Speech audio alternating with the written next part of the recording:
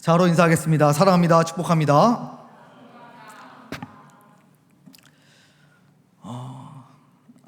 여러분, 사람이 잘 변하던가요?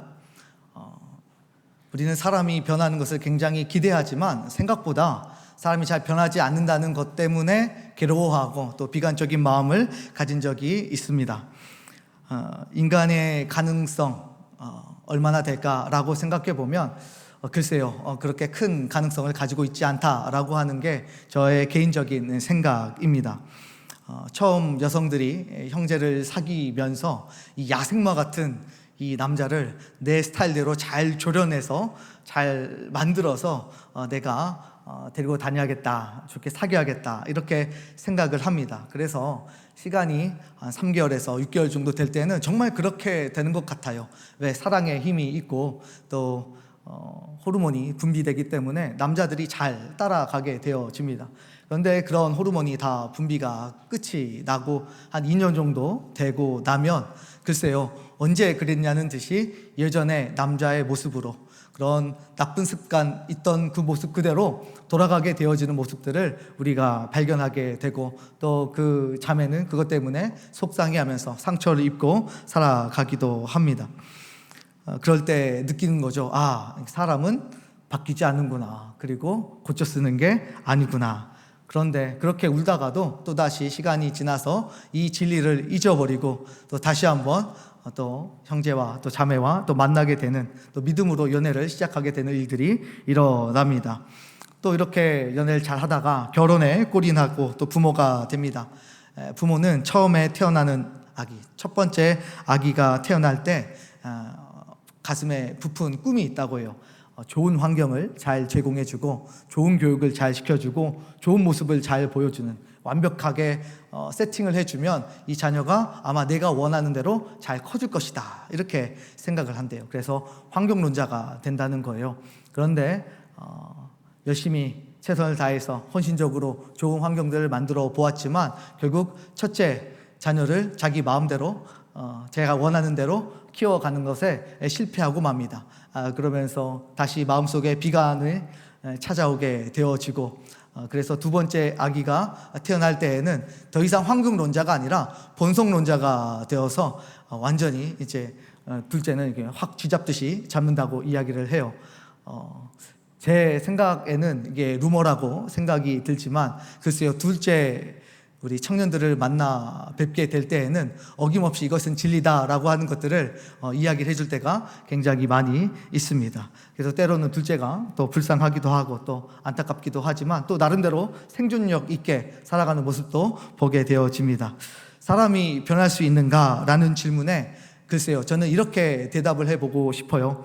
사람은 누구나 변화를 강구합니다.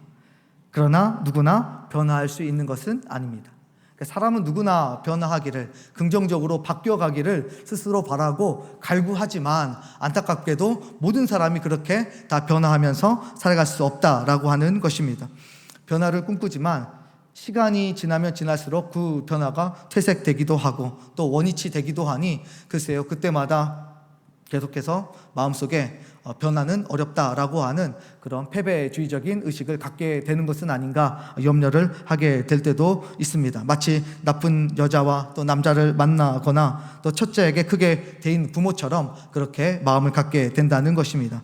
그런 관점에서 우리가 예수 그리스도를 구주로 믿고 살면서도 변화에 실패하는 경험들이 많이 축적되다 보니까 이제는 아예 교회를 다니면서도 주님을 만나면서도 주님을 깊이 경험하면서도 안타깝게도 나의 변화에 대해서는 부정적인, 내 틀 안에 갇혀져 있는 모습들이 종종 우리에게 발견이 된다는 것에 안타까움이 있습니다. 변화를 포기하고 살아가니까 글쎄요, 신앙생활 하면서도 기쁨이 있을 리가 만무하고 기대하는 마음도 없으니 하나님께서 주실 은혜도 점점 흘려버리는 것은 아닌지 염려가 되었습니다.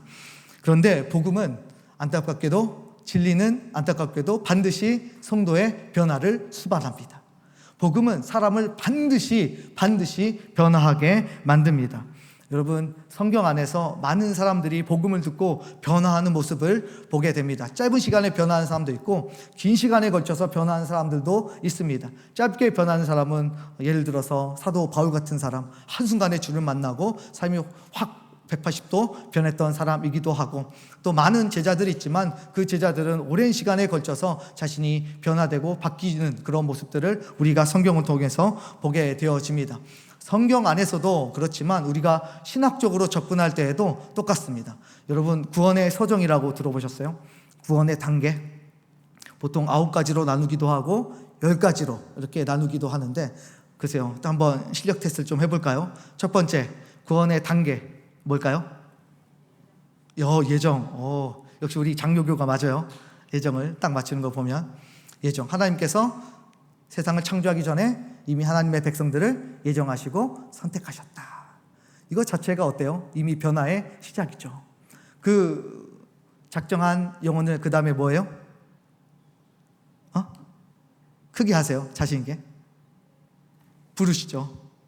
콜링이라 그래요. 더 가스펠 콜링 해서 불러주십니다. 그래서 하나님의 백성으로 이제 콜링을 받게 되죠. 그렇게 콜링을 받은 사람은 그 다음에 뭐 하게 되죠? 중생, 맞아요. 리본, 다시 태어난다라고 이야기하고, 리제너레이션, 다시 영혼의 발생함이 일어나게 되면서 하나님께서 다시 태어나게, 거듭나게 만들어주세요. 여러분, 이것도 엄청난 변화 아닙니까? 그 다음에 이렇게 중생한 사람은 어떻게 되죠? 회심하게 되죠. 믿음이 생기는 거예요. 마음이 돌이켜져요. 세상에 가던 마음이 확 돌이켜 세워져서 이제 하나님을 향해서 걸어가게 된다는 것입니다. 그래서 그 안에 회심, 믿음이 생기게 됩니다. 이렇게 회심한 사람은 그 다음에 뭐가 되죠? 그렇죠. 칭의가 됩니다. 칭의가 된다라고 하는 것은 법정적인 용어예요. 그래서 법적으로 이제 이 사람은 완전히 의롭다. 그래서 많은 사람들이 이것에 대해서 결코 정지할 수 없고 다시 물을 수 없게 만드는 법정적인 용어로서 쓰여지고 있습니다. 그래서 칭의 되죠. 그것도 엄청난 신분의 변화가 찾아온 거죠. 의인이라고 하는 그 칭의를 받은 사람은 그 다음에 뭐 하게 되죠? 다 하네. 양자, 하나님께서 자녀 삼아주시는, 어때요? 종이었던 자가 이제 하나님의 자녀가 되어지니 엄청난 변화 아닙니까? 그 다음에 뭐죠? 성화이죠. 성화하면서 계속해서 우리는 멈춰 있는 것이 아니라 어때요? 계속해서 변화해요. 어떻게 변화해요? 예수 그리스도의 모습으로 차츰차츰 변화되고 거룩해져 가게 됩니다. 여러분, 신학적으로 봐도 계속해서 변화에 대한 이야기를 하고 있다는 것을 알 수가 있어요. 오늘 말 나온 김에 끝까지 가볼까요? 성화 다음에 뭐죠? 견인.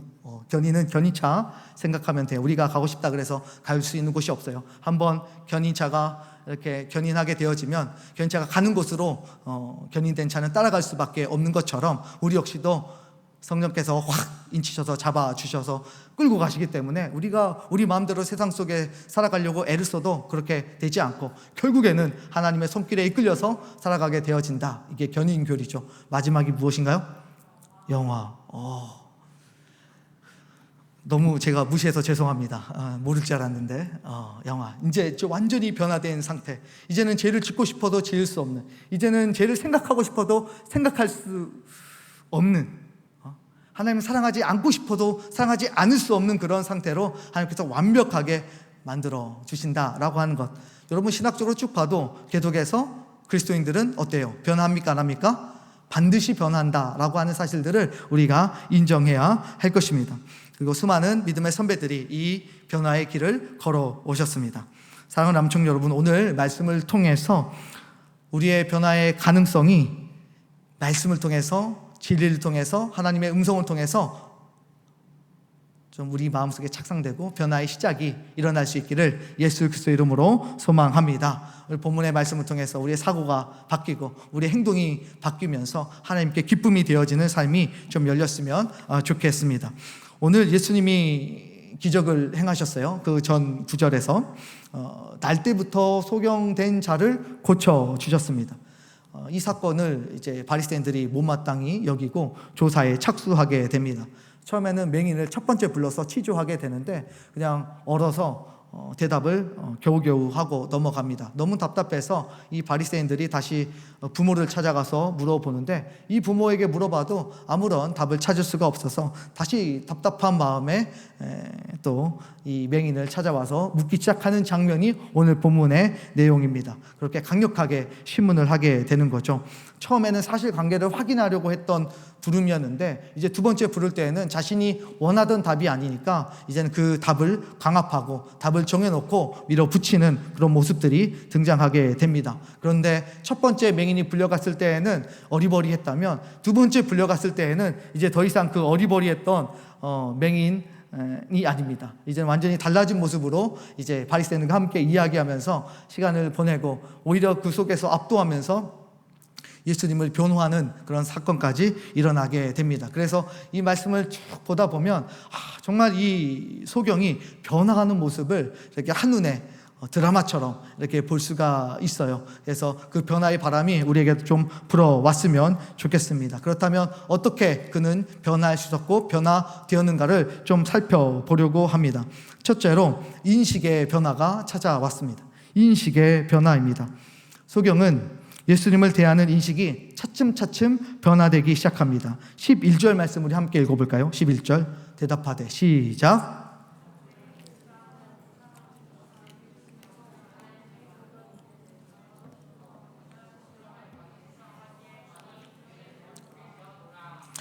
보게 되었노라. 날 때부터 소경이었던 사람의 눈에 예수님은 처음에 누구로 보였습니까? 바로 예수라 하는 그 사람. 처음에 예수님 봤을 때 사람으로 봤어요. 그냥 나를 치료해준 사람, 그냥 의사 정도로 인지하였습니다. 이처럼 누구든지 예수님을 처음 만나게 되어질 때 그분이 하나님의 아들이고 또 신으로 인지하지 못하는 경우들이 굉장히 많이 있습니다. 그도 역시 인격적이고 그렇게 따뜻한 한 인간으로서 사람들이 예수님을 받아들이게 된다는 것입니다. 이어서 다시 바리새인들이 맹인을 불러서 두 번째 물어보기 시작합니다. 17절 말씀에 내 눈을 뜨게 한 그 사람은 어떤 사람이더냐라고 물어보니 맹인이 다시 17절에 이렇게 대답합니다. 함께 읽겠습니다. 시작. 이에 맹인 되었던 자에게 다시 묻되 그 사람이 내 눈을 뜨게 하였으니 너는 그를 어떠한 사람이라 생각하느냐? 대답하되 선지자이니이다 하니. 소경의 인식이 무엇에서 무엇으로 바뀌었어요? 처음에 분명 사람이라고 이야기했다가 지금은 선지자라고 이야기하면서 인식이 조금씩 변화되어져 가고 있습니다. 여러 가지 기적을 행하는 선지자라고 이제 조금씩은 뭔가 다르다는 것을 느낀 것입니다. 그랬더니 이제 클라이막스 이제 38절 말씀에 보니까 이제 이렇게 고백하는 모습을 볼 수가 있습니다. 38절 함께 읽겠습니다. 시작. 이르되 주여 내가 믿나이다 하고 절하는지라. 아멘. 뭐라고 불러요? 주여. 헬라어로는 키리에. 이것은 신적인 존재에게 사용하는 단어예요. 그러니까 이제 이 소경은 예수님을 보고 드디어 이분이 신적인 존재라는 사실에 대해서 영적인 눈이 활짝 이렇게 열리게 되었던 것입니다. 드디어 진정한 그리스도인이 도달하는 마지막 단계에 도달하게 된 것입니다. 그리고 엎드려 절하니라. 이것은 하나님께 경배한다는 뜻이에요. 예배한다는 뜻을 의미합니다. 드디어 이 소경이 예수님이 신적인 존재인지를 알고 그분 앞에 경배하게 되고 경배받을 만한 분이라고 인정하고 그 자리에 엎드리게 되었다는 사실들을 성경을 가르쳐 주고 있습니다. 자, 정리해 볼까요? 처음에는 누구로 봤어요? 한 인간으로 봤어요. 두 번째 누구로 봤어요? 선지자로 봤어요. 그러나 마지막에 무엇으로 봤습니까? 주님, 퀴리에 주님으로 보게 되었다는 것입니다. 여러분, 이 패턴이 한 번 더 등장하는 구절이 있어요. 바로 요한복음 4장 말씀에 등장하고 있습니다. 우물을 기르던 사마리아 여인에게서 이 모습이 등장하게 됩니다. 처음에 물을 달라고 했을 때 그 여인이 뭐라 그럽니까? 당신이 왜 나에게 물을 달라고 합니까? 그러니까 한 사람으로 보았던 것이고 한 유대인으로 보았던 것입니다. 그런데 이제 그녀의 사생활, 5번의 남편이 바뀌었던 내용들을 이야기하자 뭐라고 이야기합니까? 당신은 선지자입니다 라고 이야기하기 시작합니다. 그리고 드디어 예수의 정체에 대해서 조금씩 눈을 떠 가다가 이제 마지막으로 정말 궁금한 게 있어서 물어보기 시작해요. 남유다 사람들과 북이스라엘 사람들이 예배하던 장소가 달랐습니다.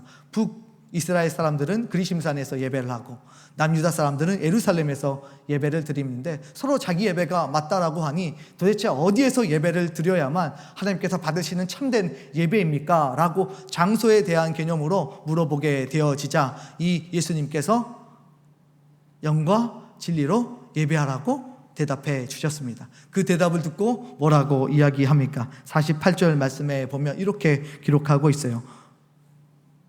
보라, 이는 그리스도가 아니냐. 여러분, 이 여인도 똑같은 단계를 밟고 있는 것을 볼 수가 있습니다. 예수님이 한 인간이었다가 선지자였다가 마지막에는 하나님의 아들이자 구원자로 그렇게 인식을 하게 되었던 것입니다. 여러분, 우리 주위를 한번 살펴보십시오. 예수님에 대해서 가지는 인식의 수준이 이렇게 세 가지로 딱 나누는 것을 볼 수가 있습니다. 어떤 사람은 예수님 참 괜찮아 라고 생각하면서 위대한 성인, 그냥 위대한 한 인간이라고 생각하는 사람들이 있고, 또 어떤 사람들은 그래 좀 특별했던 것 같아 라고 하면서 선지자 수준으로 그나마 인간의 범주를 넘어선 어떤 존재로 느끼기도 합니다. 그리고 마지막 단계, 그러나 예수님에 대해서 영적인 눈이 활짝 열린 영적인 개안이 일어난 사람들은 어떻게 봅니까? 예수님은 우리의 구원자다, 메시아다, 하나님의 아들이다 라고 하는 고백을 하게 된다는 것입니다. 여러분, 그래서 그분이 우리의 경배를 받으시기에 참 합당하시고 또 그래서 평생도록 그분을 따라가기로 그렇게 결정을 하게 된다는 것입니다. 여러분, 이 모든 절차들이 어떤 일이 일어나서 가능하게 됩니까? 바로 영적인 눈이 열릴 때 인식의 변화가 시작된다는 것을 우리가 알 수가 있습니다. 그러니까 우리가 예수 그리스도를 보게 되어질 때 예수 그리스도 어떻게 보느냐, 어떤 분으로 우리가 인식되어지느냐가 우리의 변화를 결정짓는다라고 하는 것들을 우리가 염두에 보아야 합니다.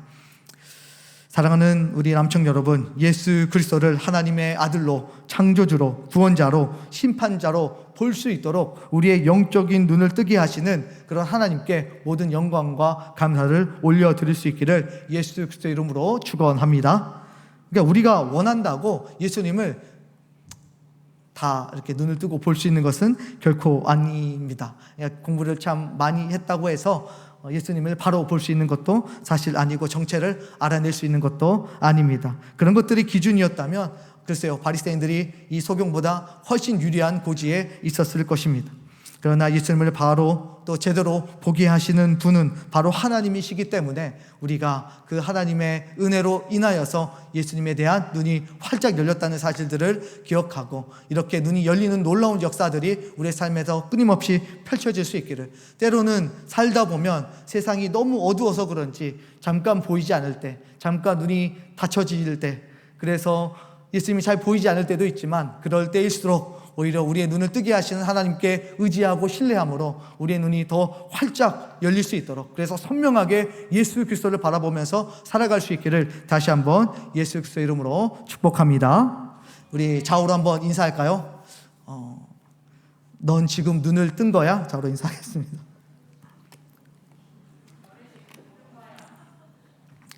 떴어요? 뜬 거 맞아요? 원이야 떴어요? 이런 인식의 변화가 눈을 뜨면 일어나게 되어지는데, 이 인식이 변화되면서 동시에 변하는 게 또 하나 있어요. 두 번째로는 바로 행동의 변화가 반드시 일어나게 됩니다. 오늘 눈뜬 맹인이 말과 행동을 하게 되어지는데, 글쎄요, 저는 굉장히 통쾌하게 느끼고 기분이 굉장히 묘해집니다. 요즘 말로 말하면 정말 사이다 한 모금 한 것 같아요. 그런 뻥 뚫리는 사이다 같은 시원함이 이 대화 속에 등장하기 때문입니다. 처음에 바리새인들 앞에 부름을 받았을 때, 치조를 당할 때, 시문을 당할 때는 어리버리하면서 막 겁내하는 그런 소경의 모습을 볼 수가 있었습니다. 근데 이해가 됐어요. 왜냐하면 평생 보지 못하고 거린으로 그렇게 살았습니다.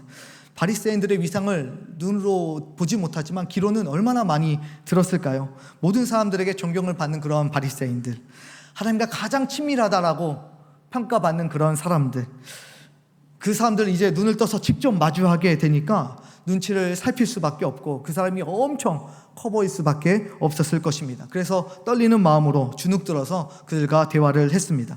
그런데 두 번째 만나게 되어질 때에는 더 이상 과거의 맹인이 아니었습니다. 바리새인들이 신문을 합니다. 24절 말씀 함께 읽겠습니다. 시작. 너는 하나님께 영광을 돌리라. 우리는 이 사람이 죄인인 줄 아노라. 맹인이 예수님께 영광을 돌리니까 너는 하나님께 영광을 돌려라 라고 이야기하면서 예수님을 죄인이다 라고 폄하하고 있습니다. 예수님을 죄인으로 몰아야 한다라고 하는, 그래서 하나님께 영광이 된다라고 하는 이 덫을 놓은 거예요. 그러니까 예수님이 죄인이 되는 순간 하나님은 영광을 받으시는 상황이 된 겁니다. 얼마나 똑똑해요, 이 바리새인들이. 반대로 예수님을 죄인이다 시인하지 않으면 하나님께 영광이 안 됩니다. 진퇴양난이에요. 맹인이 어떻게 해결해 갈 수 있는 상황이 사실은 아닙니다. 그런데 여기서 선택을 해야 되는 순간 속에서 맹인이 얼마나 똑똑한지 몰라요. 이런 논리에 전혀 이 흑색 논리에 말려들지 않습니다. 예수님이 죄인인지 아닌지 나는 잘 모르겠고, 내가 아는 것은 내가 맹인이었다가 내가 본다는 것입니다. 지금은 이 정도 대답이 얼마나 위대한지 몰라요. 왜냐하면 이 정도 말하면 바리새인들도 알아먹어야 한다라고 맹인이 생각했기 때문입니다. 눈을 뜨지 못하고 선천적인 맹인이었는데 이제 봅니다 라고 하는 것이 구약시대에 어떤 의미를 담고 있는지에 대해서 바리새인들과 그리고 맹인들이 알고 있었기 때문에 서로 은어처럼 주고받은 것입니다. 그러나 그들은 예수님이 일으키신 기적의 의미보다는 절차의 빈틈 그리고 그 실수만 찾아내려고 노력하고 있었습니다. 그 모습을 보니까 맹인들 눈에도 글쎄요, 바리새인 모습이 너무 한심해 보이기 시작했습니다. 그리고 이제는 여유를 가지고 역공을 펼치게 되는데 27절 말씀 함께 읽겠습니다. 시작. 당신들도 그의 제자가 되려 하나이까. 자신은 이미 예수님의 제자가 되었다는 당당한 선언이죠. 당신들도니까요. 동시에 맹인의 질문을 풀어서 설명하면 당신들이 가지는 궁금증의 목적이 제자가 되려고 하는 순결한 마음, 순수한 마음에서 물어보는 것입니까? 아니면 예수님을 죄인으로 만들기 위해서 물어보는 그런 덫입니까? 라고 다시 반문하여 물어보는 것입니다. 그들이 물어보는 의도를 명확하게 간파하고 여유 있게 또 비웃음을 가지고 또 조소하는 그런 맹인의 모습에 웃음이 지어집니다.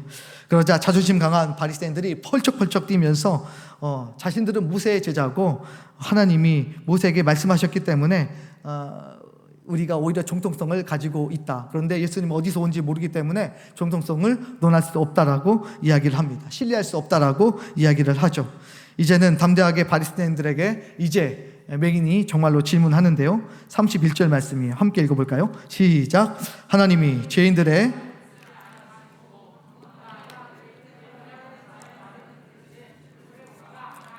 여보세요. 처음에는 주눅들었던 의기소침했던 복종정이었던 맹인이 여유를 가지고 대답을 하더니 이제는 예수님을 변호하기 시작합니다.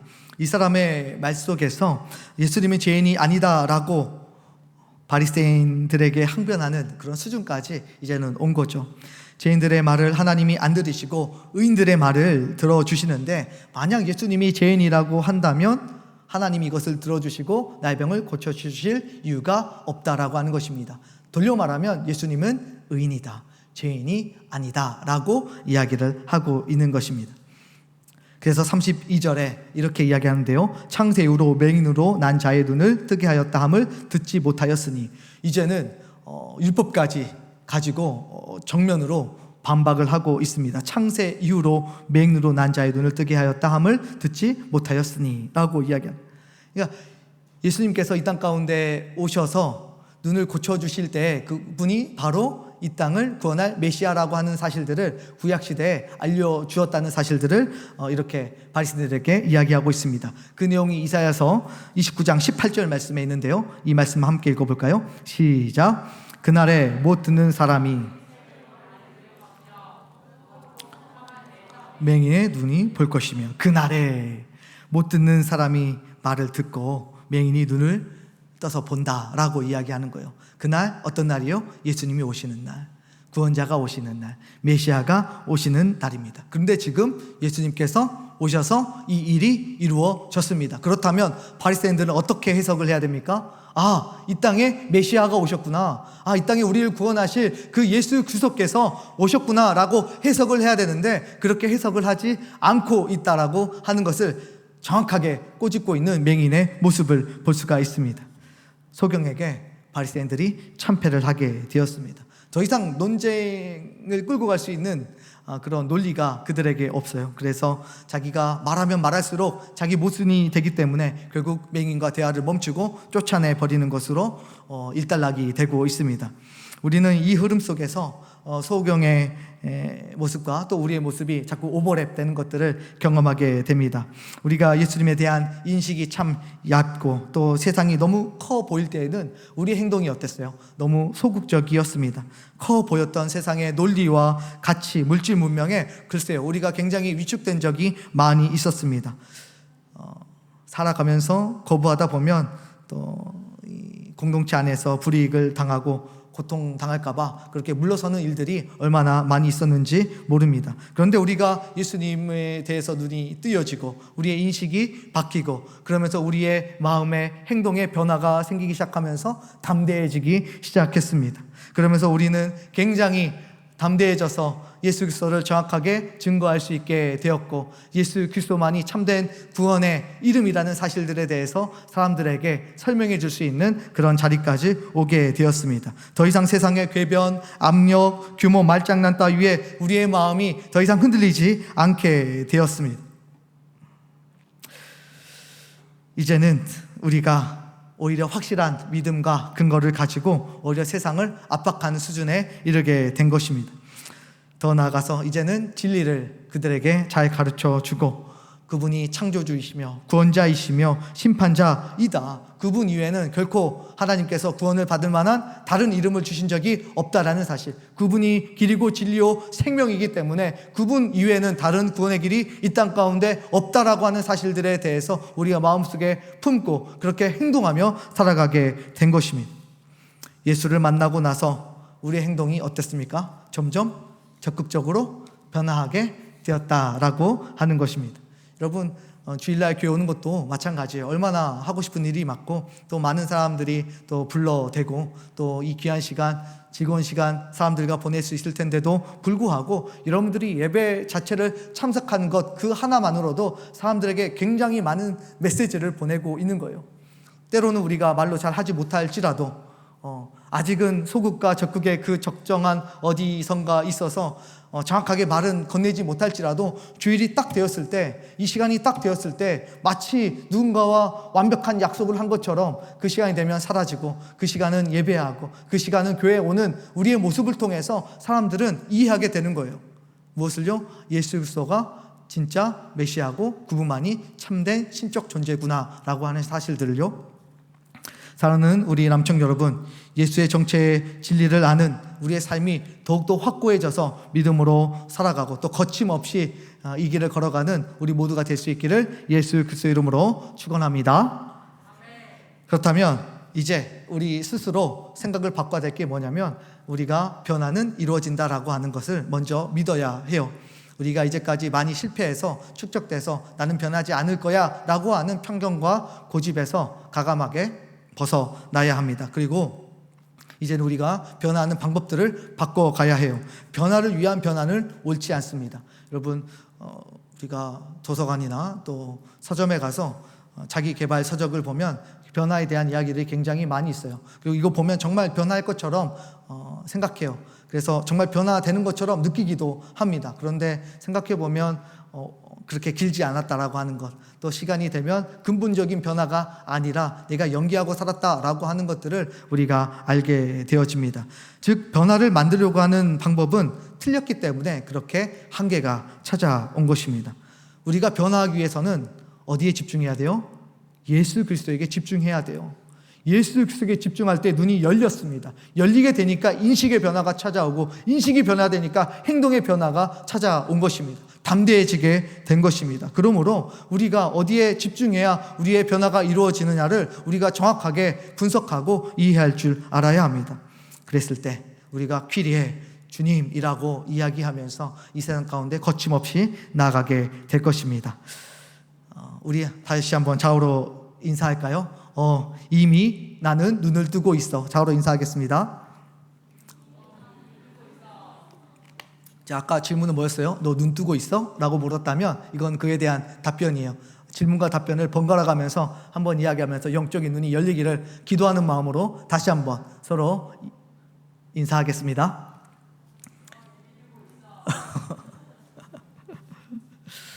글쎄요, 눈이 열리기를 바라요. 정말 예수 그리스도 그 좋으신 분에 대한 눈이 열려서 우리의 인생이 허비하지 않고 주님만을 위해서 평생 살아갈 수 있는 그런 마음의 기초가 꼭 생길 수 있기를 다시 한번 바랍니다.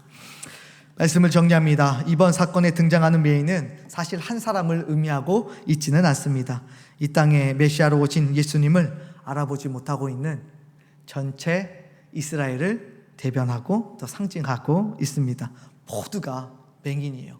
예수님이 오셨지만 아무도 그를 알지 못합니다. 눈을 떴으나 뜬 것이 아닙니다. 똑같이 예수님을 보고도 한 맹인은 눈을 떴습니다. 그런데 바리새인들은 눈을 뜨지 못했습니다. 예수님은 소경을 치유하는 이런 기적과 사건을 통하여서 정말 영적인 맹인이 누구인지에 대해서 정확하게 판결을 내려주고 계시는 것입니다. 우리의 모습이 이런 눈뜬 소경과 같습니다. 영적인 눈을 뜨고 나서 예수님에 대한 인식과 고백이 정확해지고 우리의 삶의 행동에 변화가 찾아왔습니다. 이제는 세상의 하찮은 겁박과 궤변에 결코 흔들리거나 마음을 주지 않을 뿐만 아니라 오히려 진리를 사수하고 또 진리를 품은 자로서 세상을 오히려 가르쳐내는 그런 위치에 서게 되었습니다. 우리의 삶 속에서 우리의 눈을 열어주신 하나님께 모든 영광과 감사를 올려드리는, 그래서 하나님이 주신 그 변화에 만족하며 기뻐하며 평생을 받아 누리는 그런 복된 삶이 우리에게 펼쳐질 수 있기를 다시 한번 예수 그리스도의 이름으로 간절히 축원합니다. 아멘.